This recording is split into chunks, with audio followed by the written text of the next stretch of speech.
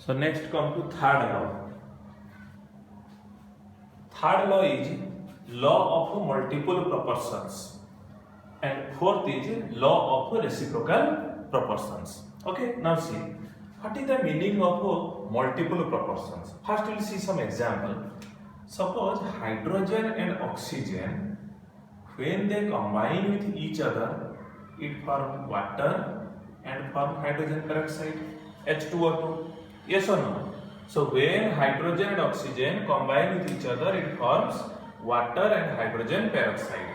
So what is the hydrogen is to oxygen mass ratio?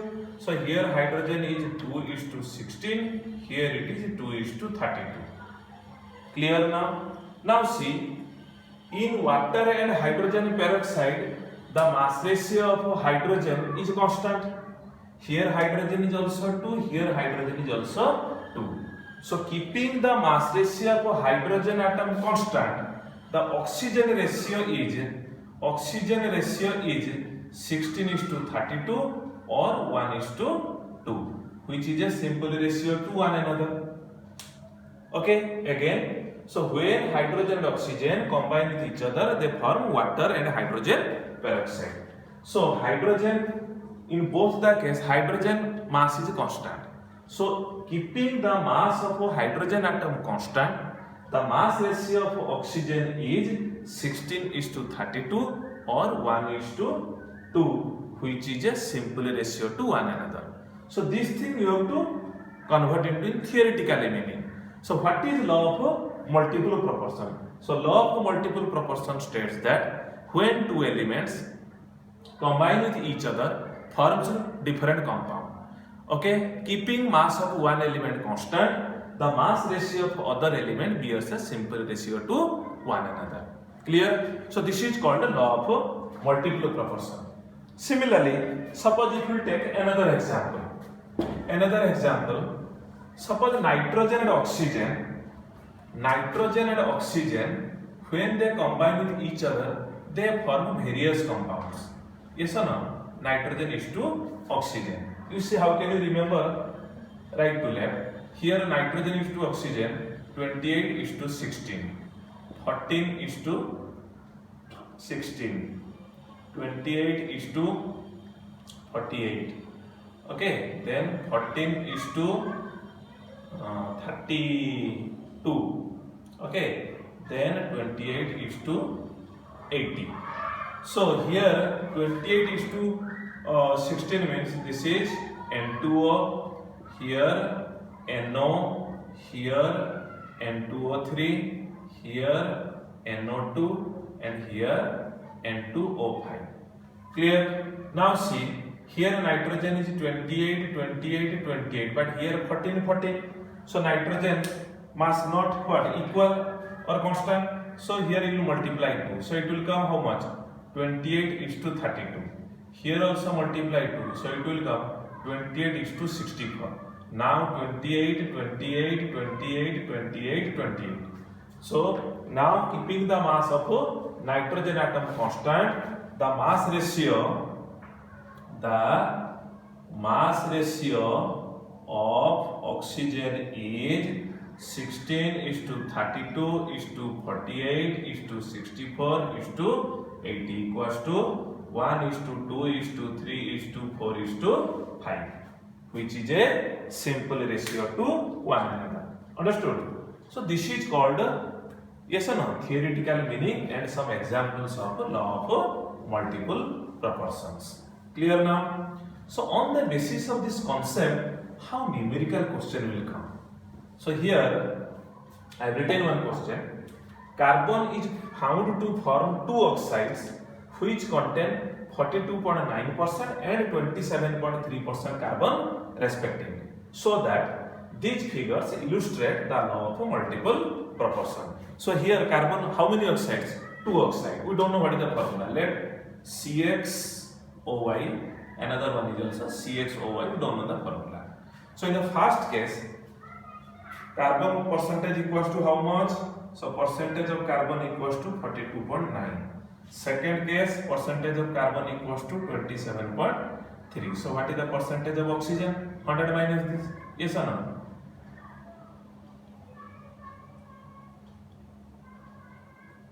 So 72.7. So here percentage of oxygen equals to how much? So it is 9. Yes or no?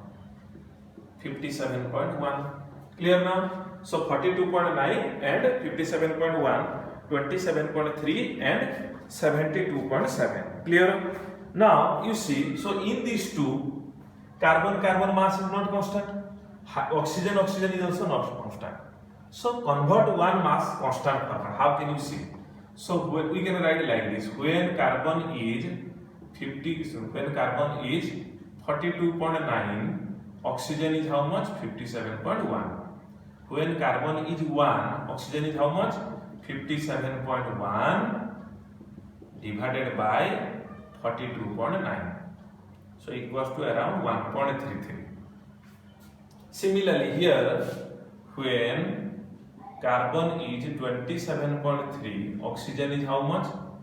72.7. When carbon is 1, oxygen is how much? 72.7 by 27.3. So equals to around 2.66. Clear now? Now see. So in this both the cases, here carbon is 1, here carbon is 1. Carbon is 1, carbon is 1. So keeping carbon mass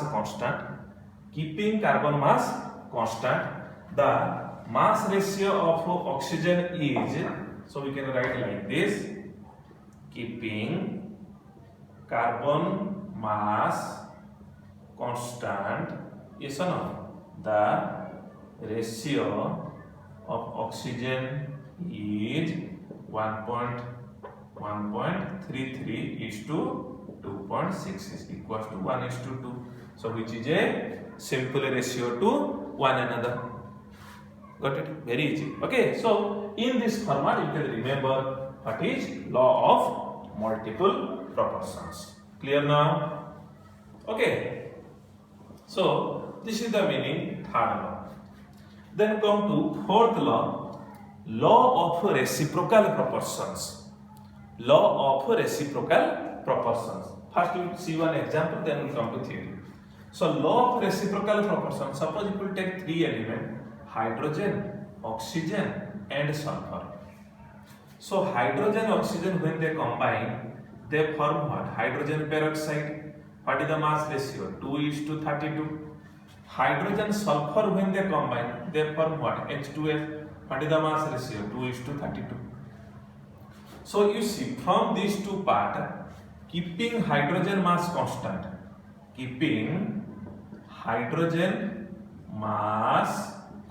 see 2. So keeping hydrogen mass constant, the mass ratio of oxygen is to sulfur equals to 32:32 equals to 1:1. So this is direct or indirect ratio. So this is indirect ratio. But when oxygen and sulfur, when they directly combine with each other, they form SO2. So what is the mass ratio of oxygen is to sulfur? So you see, this is direct ratio. So direct ratio is 32:32, which is equals to 1:1. Yes or no? So you see, in this question, the indirect ratio and direct ratio are equal. Okay, may be equal or may be a simple ratio to one another. So that's why this is called a law of what? Your reciprocal proportions. So how can you convert this part into theoretical concept? So you see, what is the theory? Three elements, suppose A, B, C, when they combine with each other, keeping mass of one element constant, suppose C constant, yes or no? So the direct mass ratio of A and B and indirect mass ratio of A and B are either equal or simple ratio to one another. Clear? So this is called law of reciprocal proportions. Understood? So this is the theory. Now here I have written one numerical. Ammonia contain this much percent, water contain this much percent oxygen, hydrogen, nitrogen oxide contain this much percent oxygen and hydrogen and nitrogen. So that these data illustrate the law of reciprocal proportion. So definitely three molecules will be given. So remember, here 3 element, 3 molecule, yes or no, 3 species will be given. So that how can we solve? So ammonia, so in ammonia you see ammonia percentage of nitrogen equals to 82.35, percentage of hydrogen equals to 17.65. Clear? Similarly in water percentage of oxygen equals to 88.9, percentage of hydrogen equals to 11.1. So here you see which one is common, hydrogen. So make hydrogen mass a constant, but here percentage format is given, so we can write like this. First come to in ammonia, when hydrogen is 17.65, nitrogen is 82.35. When hydrogen is 1, yes or no, nitrogen is 82.35 divided by hydrogen 17.65. Clear? Now from water, when water hydrogen is 11.1, oxygen is 88.9. When hydrogen is 1, oxygen equals to 88.9 divided by 11.1. Clear? Now see, so in both the case now hydrogen is constant. So here this ratio you see, you divide 17, 4 point something will come, it is around 8 point something will come. Yes or no, 11. So that's why you see, so here hydrogen mass constant, so nitrogen is to oxygen equals to how much? So nitrogen, so here indirect nitrogen is to oxygen equals to how much? So 4 point something is to 8 point something, so equals to around 1.1 is to 2. That is which ratio? Indirect ratio. Similarly, when we take direct ratio, so in N2O3 also nitrogen is to oxygen equals to 1 is to 2 will come. So that's why you see, so indirect ratio, direct ratio may be equal or may be a simple ratio, means it may be 1 is to 2, it may be 1 is to 3, 1 is to 4. So this law will always be true. Clear? So that's why this is called the law of reciprocal proportions. Clear now? Then our next law is Gay-Lussac's law of gaseous volume. Fifth is Gay-Lussac's law of gaseous volume. It is very easy. You see, suppose first we come to an example. Hydrogen, when combined with nitrogen, it gives rise to ammonia. Balance 2NH3, 3H2. And this law is applicable only for gas. So here hydrogen how much volume? 3 volume. Nitrogen how much volume? 1 volume. Here ammonia how much volume? 2 volume. That means when ammonia will form, 2 volume of when ammonia will form, at the same time 3 volume of hydrogen, 1 volume of nitrogen can combine. So that's why the law of the statement is, under the similar conditions of temperature and pressure, definite volume of reactant combined, yes or no, to form definite volume of product. Clear now? So from this part, which type of question will come? You see, suppose question is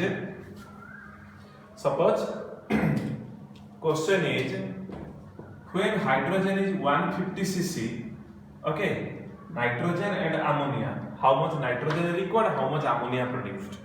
So you see 150 cc or 150 ml, this is for how much volume? 3 volume. So for 1 volume it is how much? 50. That means nitrogen how much required? 50.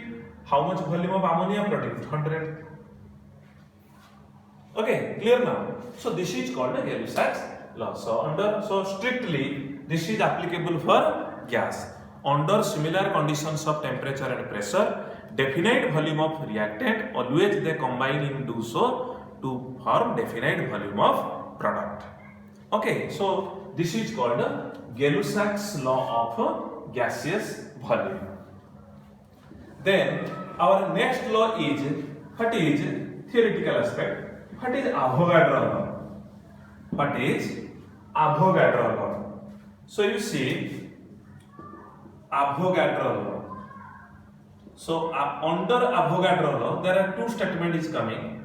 First one is what is Berzelius hypothesis.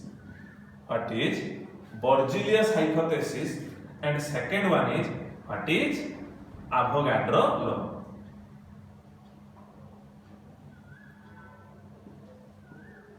And Avogadro law. Sir, why one is hypothesis and another one is law? Hypothesis is what may be correct, may be wrong, but law is always true. Okay, so that's why Berzelius hypothesis means whatever statement given by Berzelius, this is actually came to when we read this concept, actually it is wrong, but Avogadro law is true. So that's why first is what is Berzelius hypothesis. So Berzelius hypothesis means suppose if you take three same volume of different container. Okay, like this, suppose if you take three container, same container, okay, same volume, same container, but different gases. N2 gas, H2 gas, here CO2 gas. What Berzelius said, under similar conditions of temperature and pressure. That means, suppose if you take these three bottles, keep in one place. Yes or no? Surrounding temperature same, pressure same, volume same. So Berzelius said, under similar conditions of temperature and pressure, equal volume of all gases contain equal number of atoms. You see, atoms. N2, how many atoms? 2. H2, how many atoms? 2. CO2, how many atoms? 3. So that's why it is wrong. But what Avogadro said? Avogadro said, under similar conditions of temperature and pressure, equal volume of all gases contain equal number of molecules. So here molecules are same. So Berzelius said Avogadro different is, Berzelius said atoms, Avogadro said what? Molecules. Okay, so this is called, so hypothesis is wrong, but law is true. Understood? So this is called Avogadro law. Then next is, what are the different applications? Applications of Avogadro. So Avogadro has three applications. Okay. First I am telling third one, easy one is, what is? The molecular mass of any gas, it occupies how much volume? 22.4 liter of gas at STP. Okay, 22.4 liter of gas at STP. Clear now? Second application is molecular mass equals to 2 into Vd, 2 into vapor density. And first application is your calculation of atomicity. Calculation of atomicity of the different elements present in a molecule, or calculation of different atomicity. So you see, first one is, what do you mean by atomicity? Atomicity actually it is defined as the number of atoms present in a molecule. Suppose in O2, what is the atomicity of oxygen? 2. In ozone, what is the atomicity of oxygen? 3. So that's why atomicity it is defined as the number of atoms present in a molecule. Clear? But the rest two are, these are actually formula. That is, molecular mass equals to 2 into Vd. Vd is vapor density. Vapor density in gaseous state will read. Suppose methane. Methane molecular mass is 16. So the vapor density will be definitely 8, because 8 into 2 are 16. Then molecular mass of any gas is equals to 22.4 liter. That means, suppose hydrogen. If you take 2 gram of hydrogen, it occupies 22.4 liter of gas. Similarly, methane. What is the molecular mass? 16. So 16 gram of methane occupies 22.4 liter of gas. So that's why we remember the formula part. So in atomicity, you see, one example you see. Suppose H2 plus I2 gives rise to 2Hi.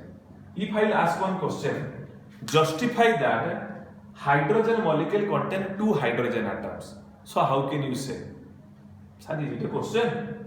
Sir, it is what visible to our eye that hydrogen is 2 here. So that's why H2 means H2 molecule means 2 hydrogen atoms are present. No, means how you see in this part how can you justify? So here I can write one molecule, how many molecule? 2 molecule. Here we can write half molecule, here also half molecule, here how many molecule? 1 molecule. Yes or no? Suppose here 1 mole, here 1 mole, here how many mole? 2 mole. So like this. So now see, from product to reactant we can compare. 1 molecule of, you see, suppose here 2 molecules of HI contain 2 hydrogen atoms.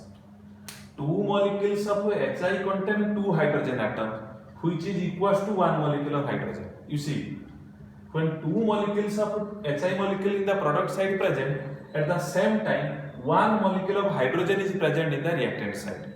So in 2 molecules of HI, 2 hydrogen atoms are present, which is equals to 1 molecule of H2. That means how many hydrogen atoms? 2. That means in HI, yes or no, atomicity of hydrogen is 1, but in I have asked what is the atomicity of hydrogen in H2. So 2. So in this format we can write.